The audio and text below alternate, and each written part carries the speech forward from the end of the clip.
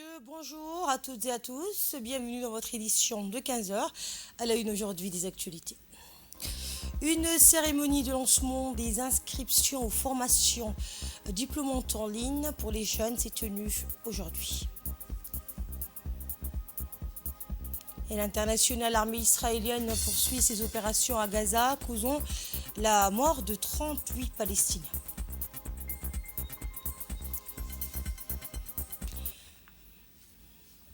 Ce matin, le ministère de la Femme et de la Famille, en collaboration avec la délégation de l'Union européenne, a organisé un atelier de restitution de l'évaluation finale du programme d'appui et d'autonomisation des femmes et à la protection des droits des femmes et filles à l'hôtel Kempinski Palace. Cet événement a réuni des responsables gouvernementaux, dont la ministre de la Femme et de la Famille, le ministre de l'Éducation nationale, ainsi que des représentants des systèmes des Nations Unies, le PNUD, le FNUAP, l'UNICEF, des experts, des représentants des organisations de la société civile, des entités gouvernementales et des partenaires internationaux. L'objectif était de dresser un bilan des actions réalisées et de discuter les défis discuter des défis à venir pour promouvoir l'égalité des genres. L'atelier avait pour but principal de faire le point sur les projets mis en œuvre dans le cadre du programme. Plusieurs initiatives ont été saluées pour leur impact positif, notamment celles visant à améliorer l'accès des femmes à l'autonomisation économique. Des formations professionnelles, des programmes d'accompagnement à l'entrepreneuriat et des projets de microcrédit ont permis à de nombreuses femmes d'améliorer leur situation financière et d'accéder à de nouvelles opportunités de développement. Mais notre sincère gratitude au leadership du gouvernement, de Madame la ministre de la Femme, et notre sincère reconnaissance à l'Union européenne, qui est un partenaire privilégié pour l'ensemble du système des Nations Unies, mais pour la confiance placée au PNUD en nous confiant le volet autonomisation de ce projet FEMFI qui fera l'objet de restitution de l'évaluation aujourd'hui. Ces initiatives sont, bien que non exhaustives, ont montré que quand nous mettons ensemble nos efforts, partenaires nationaux, structures d'accompagnement au niveau national et local, et bien sûr partenaires au développement, nous pouvons faire la différence. Et je pense que c'est le message que moi je voudrais passer ici à travers cette journée d'évaluation et nous dire que nous pouvons continuer à travailler ensemble parce que nous savons que l'autonomisation de la femme est au cœur du développement. Je tiens vraiment aujourd'hui à exprimer ici, en premier lieu, à féliciter d'abord le ministère de la Femme et de la Famille et la délégation de l'Union européenne pour cette initiative de rencontres interactives autour du cœur du programme pour l'égalité du genre, qui constitue une première en son genre. En effet, l'autonomisation de la femme est considérée comme un investissement dans le droit à la parole, le choix et la capacité d'agir qui permet aux femmes et aux filles de décider si et quand elles désirent avoir des enfants, se marier, dire non à la violence et aspirer à une vie digne. C'est dans ce sens que le FNUAP est toujours resté engagé peut-être maintenant depuis 30 ans, dans un partenariat stratégique avec le gouvernement de Djibouti et en particulier le ministère de la Femme et de la Famille, afin de contribuer à l'égalité du genre et à l'autonomisation des femmes et des filles. Et la ministre de la Femme et de la Famille, Mme Mona Ousmane Aden, a quant à elle réaffirmé l'engagement du gouvernement à renforcer les actions en faveur des droits des femmes et à veiller à ce que l'autonomisation des femmes demeure une priorité dans les politiques nationales. On l'écoute. Permettez-moi d'abord de souhaiter la bienvenue parmi nous à Madame l'ambassadrice de l'Union européenne, nouvellement accréditée à Djibouti, et de lui exprimer nos vœux de succès dans sa mission ici. Je voudrais vous dire à toutes et à tous combien je suis contente de partager avec vous cette rencontre consacrée à l'évaluation finale du programme d'appui à l'autonomisation des femmes et à la protection des filles et des femmes.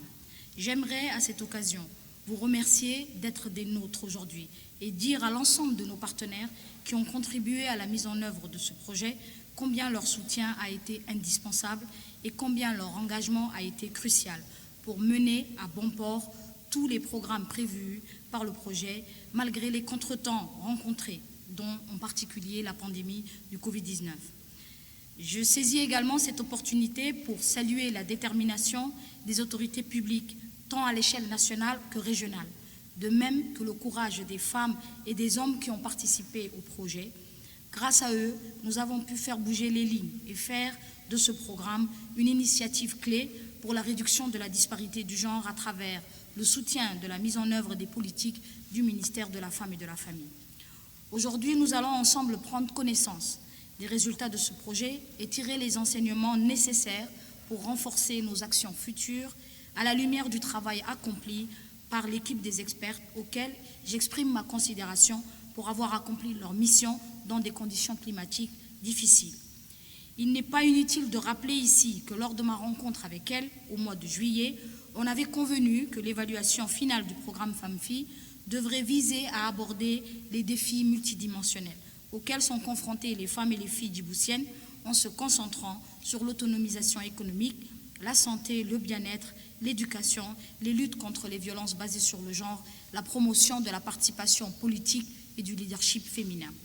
Je considérais cette évaluation d'autant plus précieuse qu'elle était axée sur les changements sociaux induits par le programme et les progrès accomplis en matière de gouvernance du genre à Djibouti. En tant que bénéficiaire principal du programme et après avoir pris connaissance du draft de l'évaluation primaire d'impact qui va nous être présenté aujourd'hui dans une forme consolidée, nous estimons au sein de mon département et au vu de nos propres constatations et de nos échanges avec les bénéficiaires que les résultats obtenus sont encourageants et sont à la mesure de l'implication des autorités publiques, des composantes de la société civile et des agences des Nations Unies partenaires autour de ce projet. Le ministère du Travail, avec le soutien de la Banque mondiale et en partenariat avec Cisco International, a organisé aujourd'hui une cérémonie officielle d'inscription aux formations diplômantes en ligne destinées aux jeunes. Travail à travers le soutien de la Banque mondiale en collaboration avec Cisco International a organisé aujourd'hui une cérémonie officielle d'inscription en formation en ligne diplômant pour les jeunes. Cette cérémonie officielle s'est déroulée à la salle de l'amphithéâtre de la NEFIP. Cet événement s'inscrit dans le cadre de son engagement à promouvoir l'accès à l'éducation et à la formation professionnelle pour les jeunes du pays. Cette initiative vise à renforcer l'insertion professionnelle de la jeunesse, qui est une formation axée à l'informatique et à la cybersécurité. La cérémonie d'ouverture a été présidée par le ministre du Travail chargé de la formalisation et de la protection sociale, Omar Abdi Saïd, et a vu la participation du secrétaire général du MENFOP, Mohamed Abdallah Mayoub, et du secrétaire général du ministère du Travail, Abdallah, directeur général de l'UNAP, Sharmak Idriss, et du directeur général de la NEFIP, Mahmoud Omar. C'est vraiment un grand plaisir d'être parmi vous et recevoir la première cohorte pour la formation qu'on appelle la formation en ligne en cybersécurité, avec partenariat avec Cisco. Donc c'est une des premières activités, c'est une des premières activités de l'INAP pour mettre en place cette formation. Mais ces formations ne vont pas s'arrêter parce que j'attends, et je dis ça à Sharmaké, j'attends que plusieurs cohortes soient sélectionnées et que c'est un programme qui continue tout au long de l'année. Donc voilà, c'est avec un grand plaisir que je participe avec vous dans le lancement de ce programme. Et voici un extrait du discours du secrétaire général du ministère de l'Éducation nationale. L'INAP, avec l'appui de la Banque mondiale et Cisco, donc, vous propose des formations diplômantes en ligne qui vous permettront de bénéficier d'un diplôme, mais au-delà du diplôme, de développer des compétences qui vous seront utiles pour tout votre parcours et votre cursus et dans la vie professionnelle que vous aurez. Et donc, je vous exhorte à profiter de cette occasion. Dans d'autres pays, sous d'autres cieux, ce sont des formations payantes et très chères. Et beaucoup n'ont pas accès. Donc aujourd'hui, la République de Djibouti offre à sa jeunesse des formations gratuites et diplômantes avec des structures internationales. C'est vraiment une réelle opportunité et je vous demande vraiment de saisir cette opportunité. parfois on a l'impression que quand c'est gratuit, on ne s'investit pas assez. Et malheureusement, beaucoup abandonnent. Et c'est un investissement que le ministère du Travail réalise et qui est un investissement qui est perdu par la suite. Donc vraiment, je vous souhaite que vous soyez très assidus, que vous vous accrochez au maximum pour que vous puissiez bénéficier de ces diplômes. Et à la suite de ces diplômes, j'espère, Inch'Allah, que vous allez tous pouvoir trouver un travail qui vous permettra de mener une vie décente. Donc ça, c'est vraiment la première chose que je voulais vous dire. La deuxième chose, c'est que quand on fait des formations, parfois c'est un peu difficile. Parfois, on est pris par d'autres activités, surtout quand c'est en ligne, et on a tendance donc à se démotiver. Et c'est la motivation de chacun qui vous permettra de vous accrocher et de réussir. Et voici à présent un extrait du discours du du ministre du Travail. Cette certification reconnue mondialement constitue un atout majeur pour vous ouvrir des perspectives d'emploi tant au niveau national qu'international.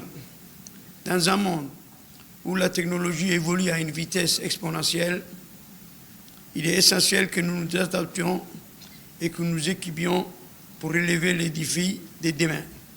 La cybersécurité est l'un des domaines les plus dynamiques et les plus importants de notre époque et il est capital que nous formions nos jeunes, vous en conséquence, ici présents, pour répondre aux besoins croissants du marché. Elle vous permet de bâtir des qualités essentielles. Sachez que vous bénéficiez de l'encadrement de l'INAV et de l'ANEFIP, ainsi que de l'expertise professionnelle chevronnée. Des sessions hebdomadaires de suivi seront mises en place pour accompagner, répondre à vos questions et vous soutenir face aux éventuels défis que vous pourriez rencontrer.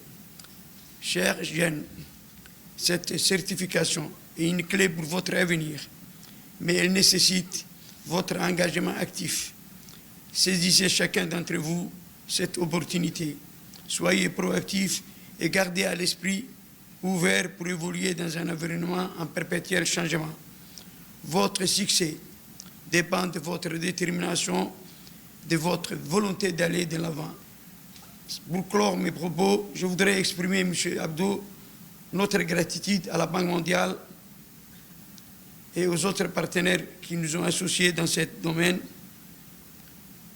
ainsi que l'éducation nationale pour qui nous travaillons en étroite collaboration dans la réussite de cette mission. À vous tous, chers participants, je souhaite le plus grand succès dans cette formation. Nous suivons votre parcours avec intérêt et nous avons une confiance absolue en votre potentiel. Que cette étape soit le début d'un avenir riche et accomplissant et en réussite. Et retrouvez tout de suite l'appel à la prière de l'Asr. Restez avec nous pour l'actualité également. Et nos équipes de reportage ont recueilli quelques réactions, notamment celle du directeur général de l'ANEFIP. La voici. Alors aujourd'hui, on a fait une formation, le lancement d'une formation, l'INAP en collaboration avec l'ANEFIP. Cette formation est financée par la Banque mondiale. Comme ça a toujours été, l'ANEFIP travaille les formations et les compétences de base des jeunes chômeurs de la République de Djibouti. Effectivement, aujourd'hui, cette formation est une formation qui est axée sur l'informatique. Donc, il y a 3 formations qu'on est en train de lancer aujourd'hui.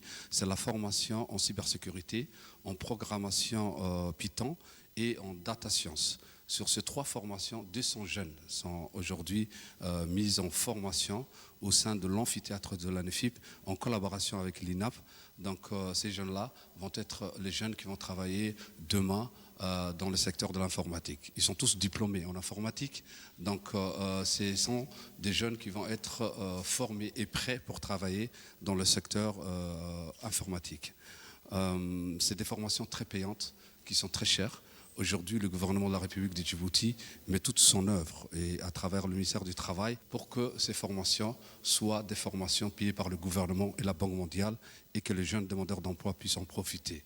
Alors que dans le monde actuellement, il y a des problèmes de cybersécurité, nous sommes également aux côtés des jeunes demandeurs d'emploi pour les former en cybersécurité, tout ce qui est en data science et tout ce qui est informatique. Nous remercions le ministère du Travail, nous remercions également la Banque mondiale.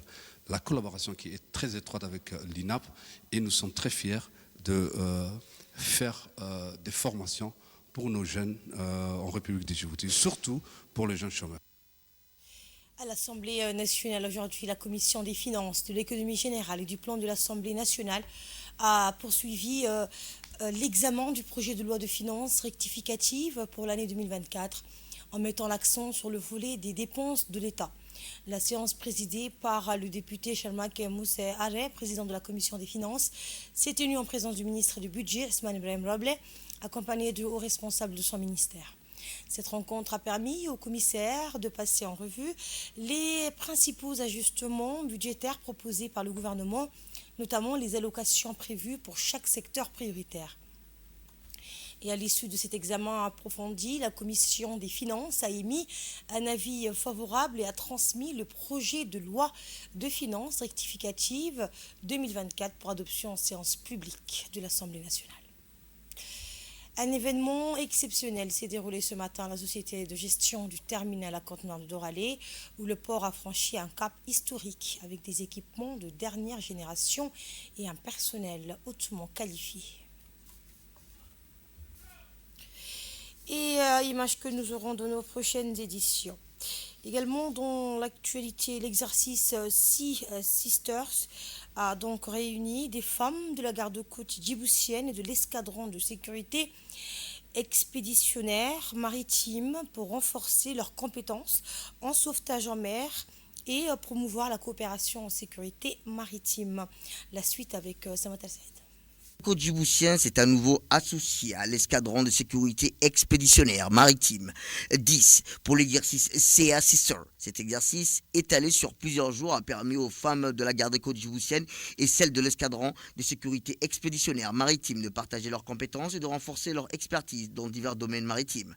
Sea Sister, un exercice de sauvetage en mer dirigé par des femmes, a vu la participation active des femmes militaires de la garde-côte djiboutienne, élargissant leurs compétences dans des domaines tels que le maniement des armes, les interventions médicales, les techniques de sauvetage maritime et la navigation.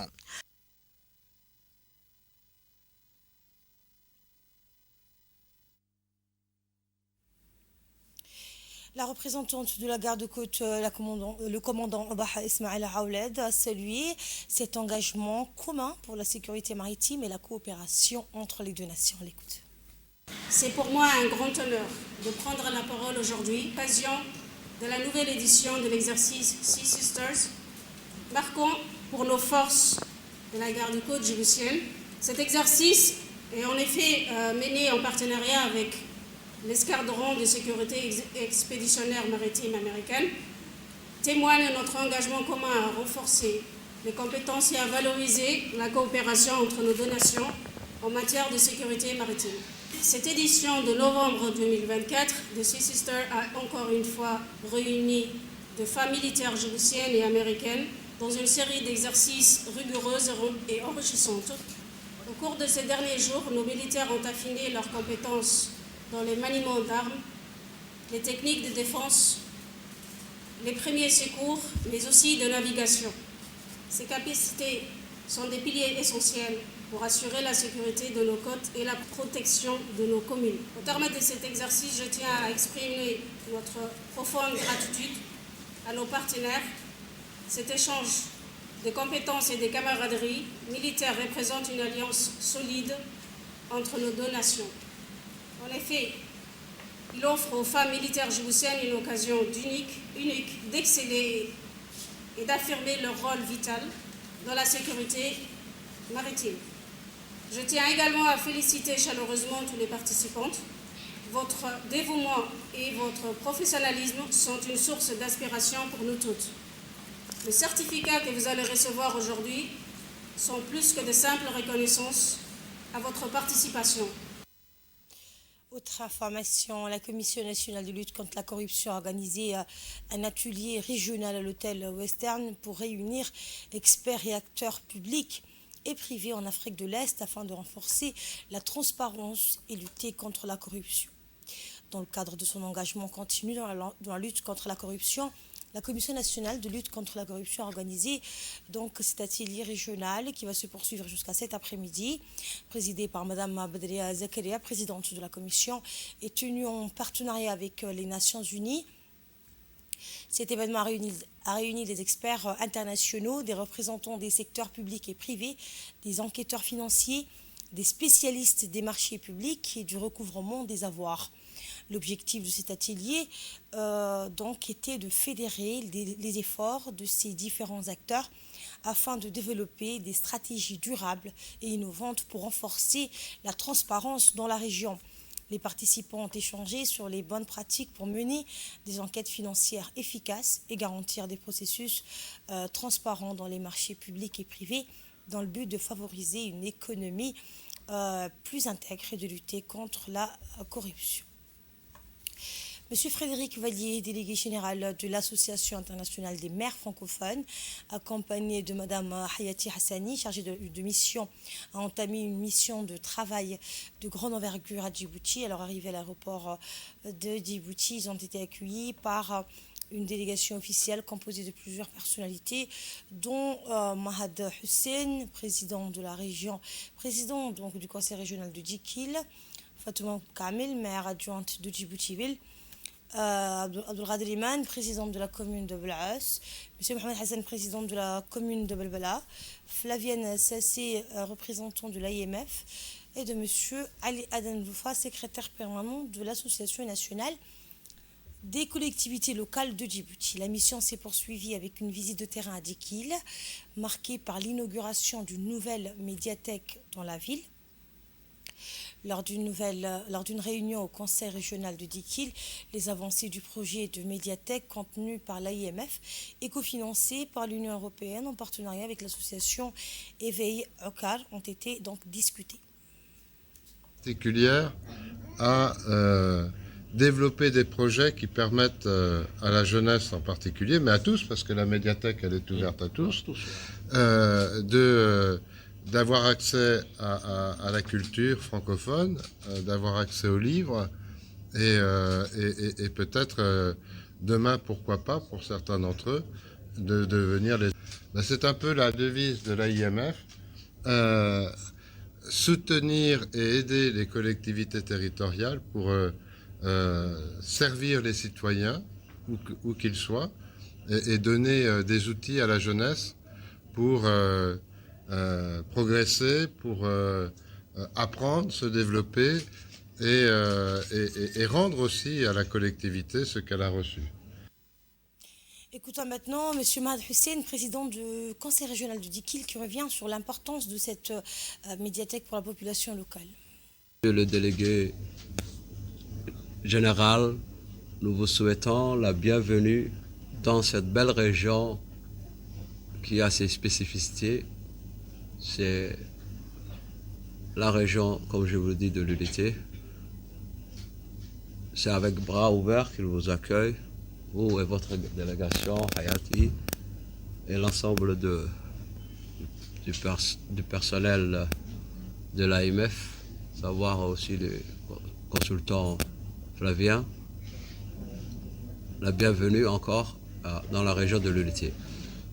Je remercie également l'ensemble de la population djikiloise de l'accueil chaleureux qui a été réservé à cette forte délégation de l'AMF.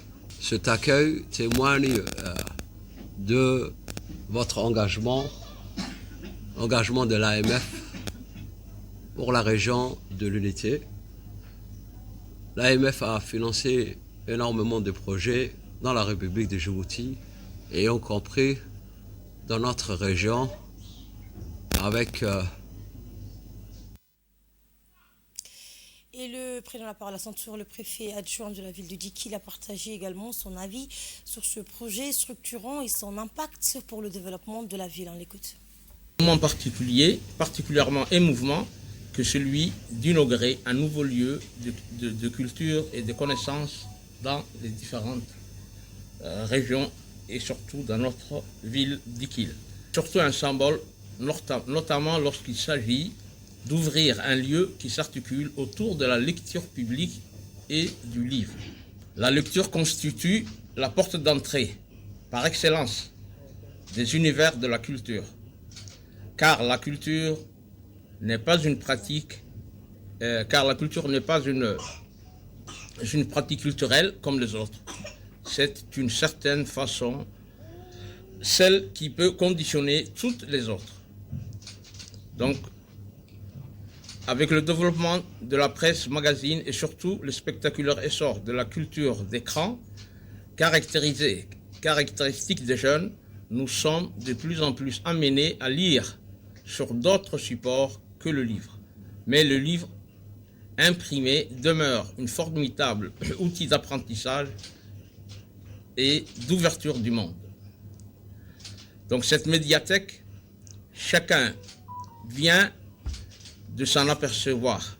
C'est une œuvre architecturale magnifique, mais une médiathèque, c'est aussi un équipement public qui permet l'accès à la connaissance et à la culture. Et je vous le disais en titre, l'armée israélienne a tué 38 Palestiniens, dont 13 enfants à Gaza, malgré les appels internationaux, avec de nombreuses disparitions sous les décombres et un manque de secours. Samad El-Saïd nous fait le point. Pas moins de 38 Palestiniens ont été tués par l'armée israélienne dans le district nord de la bande de Gaza au 37e jour de l'opération militaire menée dans le nord de l'enclave dans un contexte de blocus total et l'absence de services de soins. Selon une source médicale s'exprimant, 32 Palestiniens dont 13 enfants ont été tués, plusieurs dizaines ont été blessés alors que d'autres ont été portés disparus suite à un raid sur une maison habitée à Jabalia au nord de la bande de Gaza. Des témoins oculaires ont fait savoir que l'armée israélienne a bombardé une maison surpeuplée d'habitants et de déplacés dans la région. La maison appartenant à la famille d'Alouche était constituée de plusieurs étages abritant de nombreux déplacés en plus de ses priorités. Les témoins ont indiqué que le bombardement israélien complètement anéantit l'habitation, suite à quoi des civils sont parvenus à extraire 32 morts, dont 13 enfants, en plus d'un grand nombre de blessés. Merci de nous avoir suivis. Restez connectés. L'information en continu. Passez une excellente après-midi. À très bientôt.